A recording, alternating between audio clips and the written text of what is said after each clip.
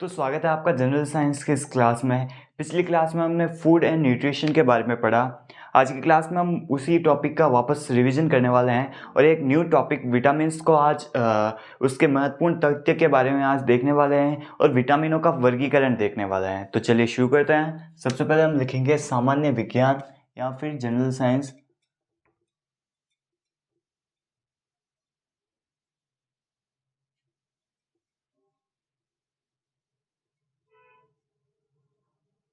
सामान्य विज्ञान general science.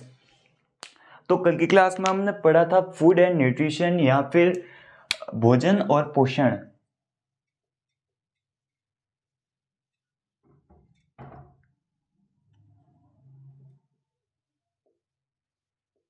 भोजन और पोषण और भोजन की परिभाषा लिखते हुए हमने देखा था कि हमारे शरीर की ऊर्जा की आवश्यकता की पूर्ति करने वाले खाद्य पदार्थों को हम भोजन के रूप में जानते हैं और भोजन के अवयवों को हम दो भागों में बांटते हैं।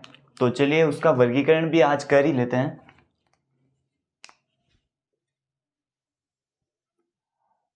भोजन के दो अवयव होते हैं। एक होता है बृहत पोषक पदार्थ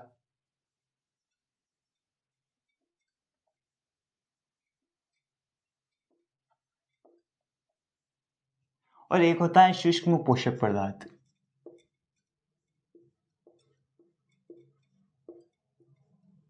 ये हमारे शरीर की ऊर्जा की आवश्यकता की पूर्ति करते हैं, परंतु ये हमारे शरीर की ऊर्जा की आवश्यकता की पूर्ति नहीं करते। वृहत पोषक पदार्थों में आते हैं कार्बोहाइड्रेट्स, वसा और प्रोटीन।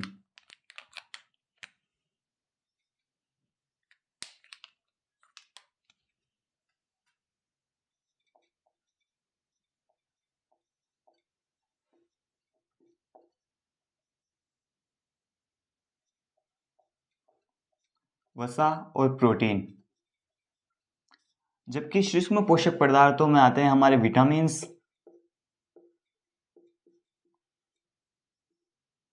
खनिज लवण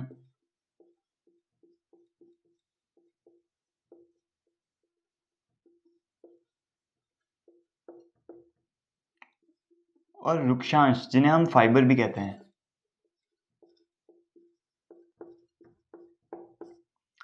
कार्बोहाइड्रेट्स का हमारे शरीर में सर्वाधिक पाचन मतलब हमारे शरीर की ऊर्जा आवश्यकता की सर्वाधिक पूर्ति कार्बोहाइड्रेट्स द्वारा की जाती है।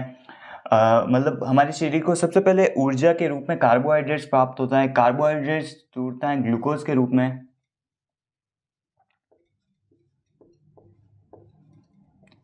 जबकि वसा टूटती है वसीय अम्लों में,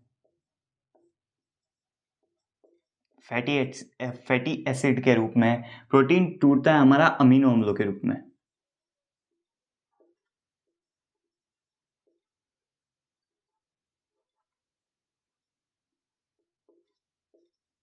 यहाँ तक हमने पढ़ लिया था। आज हम उठाने वाले हैं प्रोटीन, मतलब आज हम स्टार्ट करने वाले हैं प्रोटीन का टॉपिक। अच्छा, तो मैं एक बात बता देना चाहता हूँ कि इसकी पीडीएफ आपको हमारे टेलीग्राम चैनल पर मिल जाएगी। तो अब स्टार्ट करते हैं यहाँ से प्रोटीन का न्यू चैप्टर, विटामिन का न्यू चैप्टर।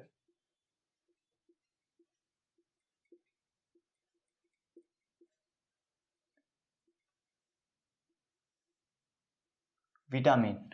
तो विटामिन शब्द सुनते ही सबसे पहले हमारे माइंड में आता है कि विटामिन की खोज किसने की होगी। तो विटामिन की खोज करने वाले दो व्यक्ति हैं। मतलब दो व्यक्ति तो नहीं है, परंतु कुछ किताबें ये एक व्यक्ति को बोलती है कि इन्होंने विटामिन की खोज की, और एक है ये। तो सबसे पहले विटामिन की खोज हमारे हॉपकिंस ने की थी।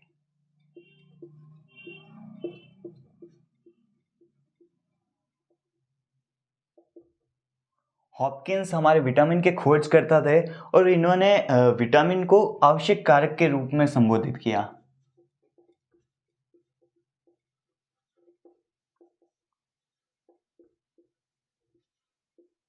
और विटामिन को विटामिन नाम किसने दिया, ये भी एक महत्वपूर्ण क्वेश्चन है कि विटामिन को विटामिन नाम किसने दिया। तो विटामिन को विटामिन नाम कैसिमर फंक द्वारा दिया गया।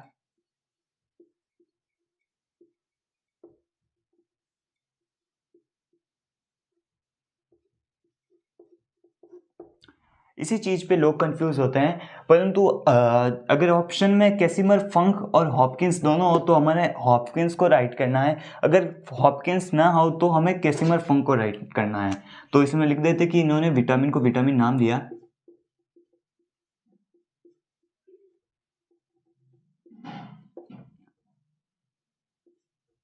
अब ये सब पढ़ने के बाद हमारे विटामिन में नेक्स्ट हम पढ़ते हैं कि विटामिन के कार्य कौन कौन से होते हैं। तो विटामिन के कार्य,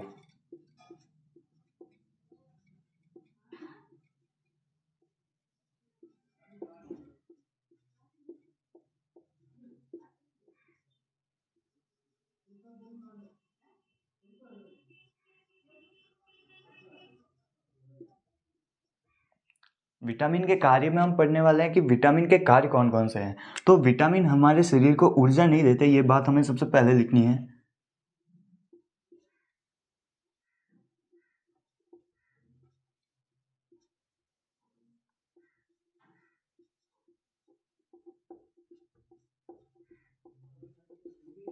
शरीर की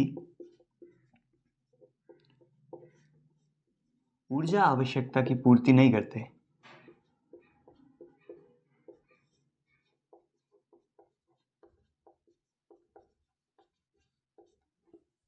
मतलब विटामिन के कार्य ये नहीं है कि विटामिन हमारे शरीर की ऊर्जा की आवश्यकता की पूर्ति नहीं करते। ये काफ़ी एग्जाम में पूछा जाता है कि क्या विटामिन हमारे शरीर में ऊर्जा की आवश्यकता की पूर्ति करते हैं, परंतु ये नहीं करते। इनका मेन कार्य है हमारे शरीर में उपापचयी क्रियाओं का नियमन करना।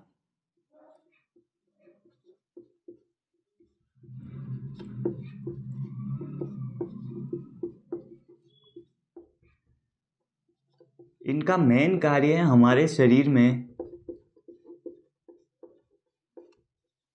उपापचयी क्रिया का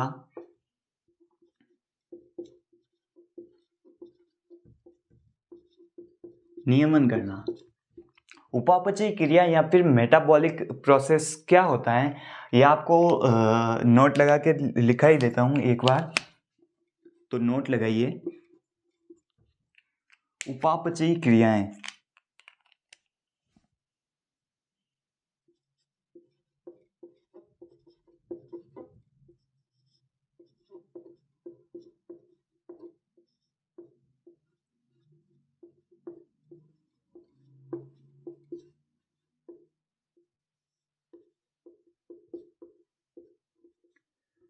या फिर मेटाबॉलिक क्रियाएं, ये एक जैव रासायनिक क्रिया है, मतलब ये पाचन की तरह ये एक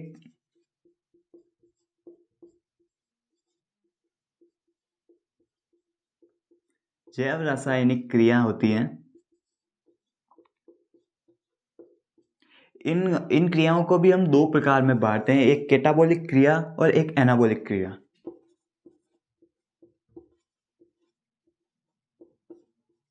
कैटाबॉलिक और एनाबॉलिक।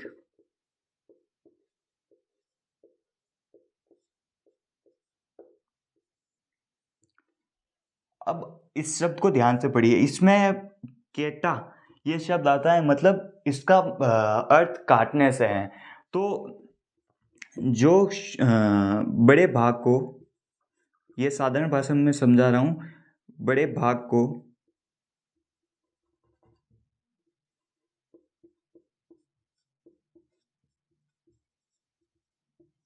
सूक्ष्म टुकड़ों में, बड़े भाग को सूक्ष्म टुकड़ों में तोड़ने वाले क्रियाओं को हम कैटाबॉलिक क्रियाएं कहते हैं। इसमें बड़े भाग को छोटे टुकड़ों में तोड़ा जाता है। कैटाबॉलिक क्रियाओं के उदाहरण कौन कौन से हैं, तो एग्जाम्पल भी लिख ही लीजिए। एक होता है हमारा पाचन और एक होता है हमारा श्वसन। पाचन और श्वसन आदि क्रियाएं कैटाबॉलिक क्रियाओं में आते हैं। अब हम देखते हैं एनाबॉलिक क्रियाएं। तो एनाबॉलिक क्रियाओं में होता है कि छोटे छोटे टुकड़े टूटकर एक वृहत अणु का निर्माण करते हैं। लिख ही लेते हैं,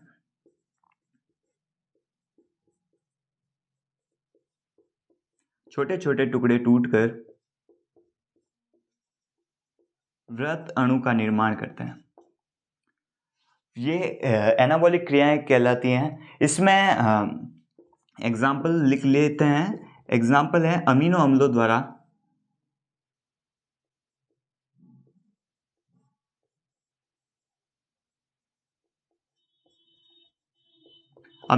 द्वारा प्रोटीन का निर्माण।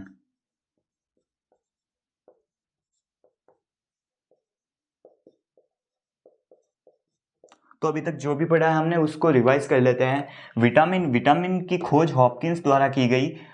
इन्होंने विटामिन को आवश्यक कारक या फिर इम्पोर्टेंट फैक्टर नाम दिया, और विटामिन को विटामिन नाम कैसिमर फंक द्वारा दिया गया। विटामिन के कार्य होते हैं कि ये हमारे शरीर में उपापचयी क्रियाओं का नियमन करवाती हैं, परंतु ये हमारे शरीर की ऊर्जा आवश्यकता की पूर्ति नहीं करती। उपापचयी क्रियाएं क्या होती हैं? तो उपापचयी क्रियाएं या फिर मेटाबॉलिक प्रोसेस, ये एक जैव रासायनिक क्रिया होती हैं। इनके भी दो पार्ट होते हैं, एक कैटाबॉलिक क्रिया और एक एनाबॉलिक क्रिया। कैटाबॉलिक क्रिया में क्या होता है कि बड़े भाग को सूक्ष्म टुकड़ों में तोड़ा जाता है, जैसे कि पाचन और श्वसन आदि। और एनाबॉलिक क्रियाओं में छोटे छोटे टुकड़े जुड़कर वृत्त अणु का निर्माण करते हैं, जैसे अमीनो अम्लों द्वारा प्रोटीन का निर्माण करना। तो यहाँ तक हमने पढ़ रखा है। उसके बाद हम देखते हैं कि विटामिन का वर्गीकरण कैसे होता है। तो विटामिन का वर्गीकरण हम अब नेक्स्ट देखते हैं।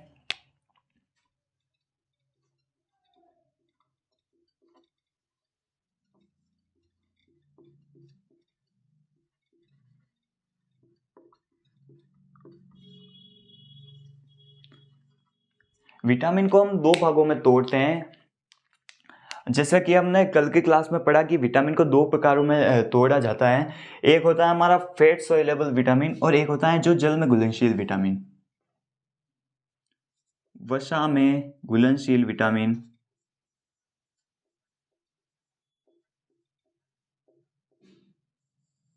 और एक होता है जल में घुलनशील।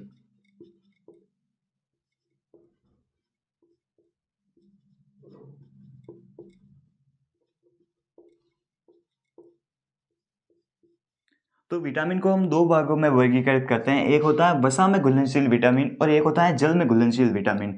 वसा में घुलनशील विटामिन चार प्रकार के होते हैं।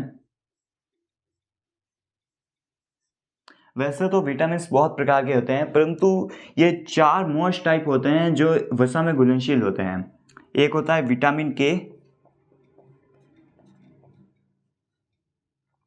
विटामिन ई, विटामिन डी और विटामिन ए। ये चार प्रकार के विटामिन वसा में घुलनशील विटामिन होते हैं। और जल में घुलनशील विटामिनों में दो विटामिन प्रमुख होते हैं। एक होता है विटामिन बी और एक होता है विटामिन सी।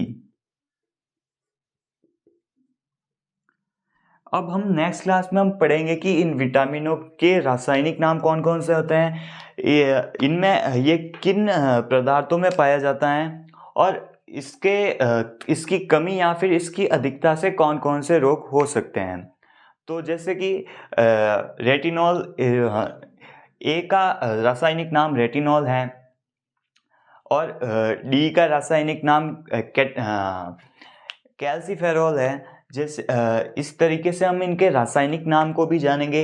ये किस में पाए जाते हैं, जैसे कि ए में ये गाजर में पाया जाता है, ये सूर्य की किरणों से एक्टिवेट होता है। इन सब के बारे में भी जानेंगे और इनकी कमी से होने वाले रोगों के बारे में भी जानेंगे। तब तक के लिए बाय। आज के लिए हम इतना ही पढ़ेंगे। टेलीग्राम चैनल को सब्सक्राइब कर टेलीग्राम चैनल को फॉलो कर लीजिएगा। इस चैनल को सब्सक्राइब कर लीजिएगा, वीडियो को लाइक कर लीजिएगा, और इसी वीडियो को अपने फ्रेंड्स के साथ शेयर भी कर लीजिएगा। ओके।